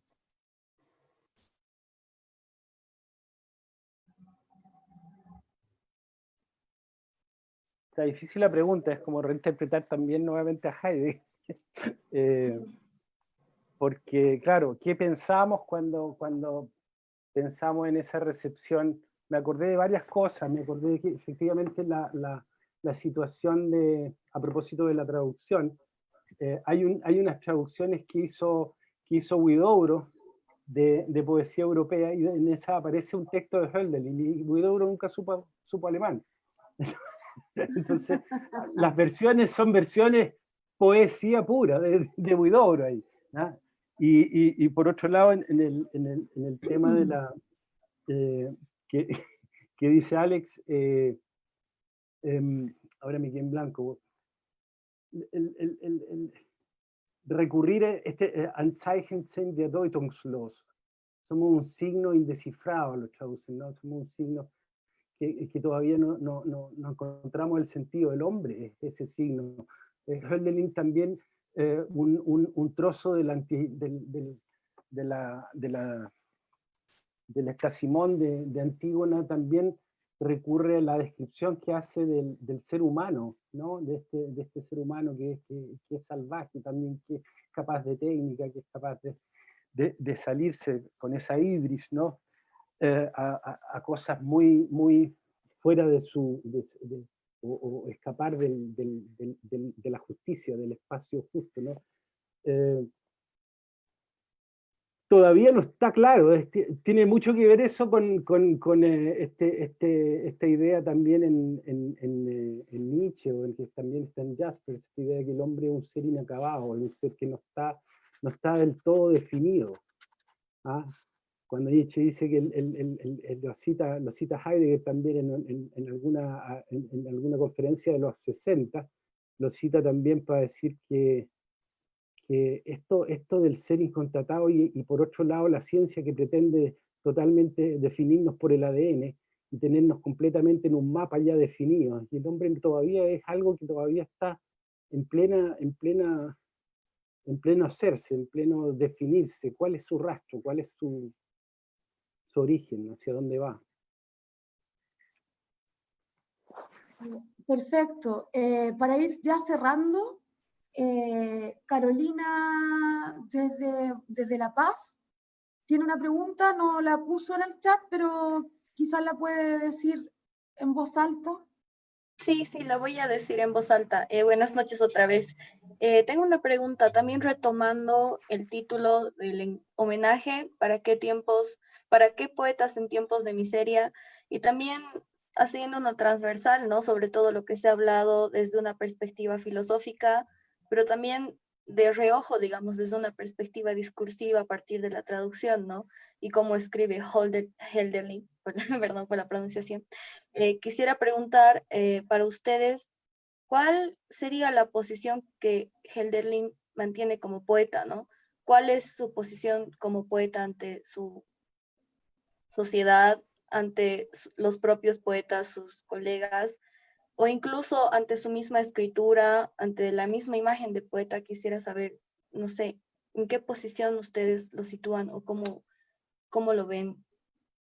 Eso. ¿Se escucha? Yo creo que una persona que podría tener una muy buena respuesta es nuestra anfitriona, que es Sara Portus. Ya, me lanzo nomás. ¿Qué tanto? Mira, yo creo que primero Hegel con Schelling y Hölderlin tenían como una cofradía, como dijo Breno, claro. Ellos eran amantes de la Revolución Francesa, sobre todo en el comienzo, fueron unos fervorosos, de hecho celebraban cada año con un arbolito, no sé, como que le ponían velitas, hacían un rito, celebraban la Revolución Francesa. No recuerdo si es Marx quien dice que la revolución que se llevó a cabo en la práctica en Francia, se llevó la revolución en el pensamiento en Alemania. ¿Ya? Porque la filosofía kantiana, ese giro copernicano del cual tanto se habla, significó una posición del sujeto no solamente en términos de conocimiento, sino que también en términos de fundamentación, de que cómo el sujeto determina el objeto más que al revés, como era en la antigüedad. Quizá la ontología o la epistemología, como lo que estoy diciendo, como suena como raro eso, ligarlo a un afán político. Sin embargo, la Revolución Francesa, como bien digo, creo que es Marx quien dice eso, no estoy bien segura, la Revolución Francesa como fenómeno de una clase que se subleva para anular y para cortarle la cabeza al rey, creo yo que hay un elemento político muy decidor en el sentido de, yo no me acuerdo si Hölderlin es jacobino o girondino, creo que era girondino, pero era de lo izquierdoso. De hecho, para que nosotros sepamos, la izquierda y la derecha vienen justamente de esa época. Cuando dicen que la izquierda y la derecha está como vencida, ya como un discurso político, en el sentido de que ya no hay derecha, no hay izquierda, porque esto es de todos, eso se jugó justamente en la Revolución Francesa, cuando estaban los de la derecha, en el juego de la pelota, los que estaban a la derecha y los que estaban a la izquierda, y de ahí apareció esto de lo político como de derecha y de izquierda, es como el origen. Hölderlin yo creo que ante todo es un excluido, y como sociedad somos responsables, al igual con los... Él no se suicidó, pero fue un suicidio en vida, porque estar 36 años encerrado, y es una de las cosas que a mí me impulsa a hacer también, y que nos ha impulsado a hacer este homenaje, es también parte de una responsabilidad social que tenemos con los artistas y con los poetas, y con los filósofos también. ¿Por qué pasa el fenómeno de tanto suicidio, no solamente en el arte, sino que también en la filosofía? ¿Por qué como sociedad permitimos el hecho de la exclusión cuando hay unas nobles intenciones, por ejemplo, en un poeta como Hölderlin, y lo dejan aislado, o Schiller se burla con Goethe de él? ¿Por qué la clase social o la injerencia política que puede tener, por ejemplo, Hegel, estando en la Universidad de Berlín, de no ayudar a su amigo, por ejemplo? Porque recordemos, Hölderlin no es profesor de universidad, y yo creo que a él le hubiese encantado serlo, pero fue un excluido más siempre, y tuvo que hacerle clase a los cuicos, por decirlo de algún modo. Le hacía clase a los cuicos, a los hijos de los cuicos. Entonces yo creo que obviamente que hay un pensamiento de rebeldía, de insurgencia en el espíritu de Hölderlin, y además, como bien decía nuestro amigo que está en España ahora, que es Jean-Pierre, que está en España y es muy tarde, como bien decía, yo creo que estaba saturado de realidad Hölderlin, saturado en el sentido de que no quiere este mundo, por eso él va a Grecia. ¿Y a qué Grecia va? Esa sería una buena pregunta también, porque Grecia como fenómeno no es un fenómeno unívoco. Grecia es Homero, pero también es Atenas del siglo V.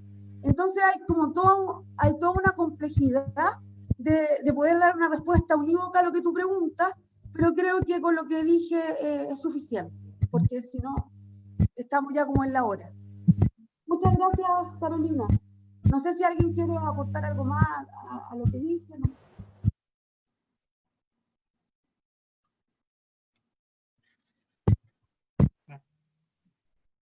Cuicos sí, Cuicos son personas de clase alta. Era privat docente, era docente particular de casa de personas ricas, pudientes.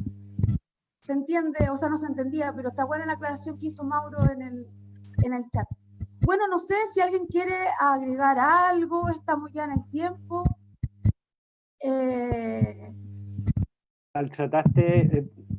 Sara, maltrataste un poco a Schiller, pero fue Schiller el que le consiguió las pegas con estos como con los ricos, con los cuicos. Entonces, el problema es más bien el aislamiento en que lo dejaron, porque es un poco el tema del reconocimiento de otra línea del romanticismo, porque de alguna forma el romanticismo se queda como en un grupo pequeño que en la misma época, cuando Hölderlin está escribiendo El Hiperio en el 97, qué sé yo, están entre el 95 y el 1800, está todo el surgimiento del romanticismo temprano alemán en la literatura. Ellos están creando toda la historia de la literatura universal con Schlegel. O sea, están leyendo el Quijote, están leyendo el Wilhelm Meister, están leyendo Fichte, son como catedrales de pensamiento que se están colocando allí como moduladoras del pensamiento de la época. Entonces, Hölderlin está como solo intentando de solucionar cosas para la literatura como para la... O sea, en la tragedia propiamente, leyendo a los griegos, como para la filosofía. Entonces, es claro, Hegel y Schelling están allí, pero naturalmente con un discutidor pero precioso respecto de la filosofía, y naturalmente que escriben juntos cosas. Este sistema de programa del idealismo es una solución, es lo que le sirve a Hegel para catapultarse después, y después de eso ya Hölderlin no le puede alimentar más. Entonces, pero siguió viviendo 30 años más y no lo fue a ver nunca. No, poetas del mundo deben leer el más antiguo programa del idealismo alemán. Un texto a recomendar. Son 2 hojas. Muy interesante. Son 2 hojas, pero en esas 2 hojas queda claro esto que decía yo antes, o sea, que la importancia de los saberes en la época romántica es algo que viene a refundar también Heidegger, que quiere hacer lo mismo. O sea, que cuando habla de los creadores en la introducción a la metafísica, cuando habla de Die Schaffenden, los creadores que son los estadistas, los poetas, y la religión también. Entonces pone el mismo nivel de realidad ontológica descrita por cada uno de esos saberes como legales. O sea, no quiere volver a ese espacio en donde no haya o sea, sí haya una diferenciación naturalmente de los saberes, pero que no haya una descalificación del uno por el otro. O sea, ¿qué hace un poeta hoy día con la política?